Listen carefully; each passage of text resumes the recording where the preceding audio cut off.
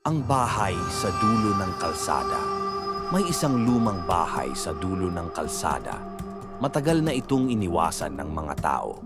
Sabi nila, nakatira pa rin doon ang isang pamilya. Pero matagal na silang patay. Walang gustong lumapit. Laging sarado ang mga bintana. At tuwing gabi, may nakikitang ilaw na parang kandila sa loob. Pero kapag sinilip mo, wala naman. Isang gabi, 3 kabataan ang naglakas loob pumasok. Gusto nilang patunayan na wala talagang multo.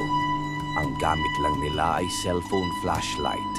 Habang papalapit, ramdam nila ang bigat ng hangin. Parang may nakatingin. Pagpasok nila sa loob, bumungad ang makapal na alikabok. Amoy na kahoy at kalawang.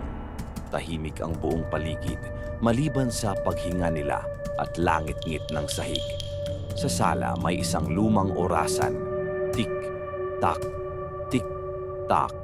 Biglang huminto ang tunog, sabay namatay ang ilaw ng kanilang mga cellphone. Nagmadali silang humanap ng posporo at kandila. Sa liwanag, nakita nila ang dingding na may nakabukit na mga salita. Umalis kayo. Ngayon din, kinabahan sila. Umakyat sila sa hagdan.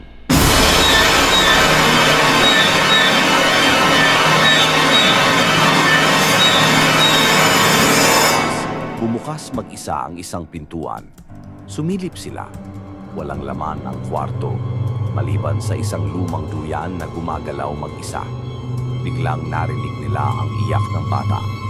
Mahina sa una, pero palakas ng palakas. Napaatras sila, pero nagsara ang pinto. Isa-isa nilang sinubukang buksan, pero ayaw gumalaw. Hanggang sa may malamig na kamay na humawak sa balikat ng isa. Paglingon niya, wala. Pero may boses na bumulong. Hindi kayo makakaalis. Isa-isa silang nawala. Hanggang ngayon, ang bahay na iyon ay nakatayo pa rin. Tahimik. Naghihintay. Sa susunod na papasok, huwag kang titingin sa likod mo.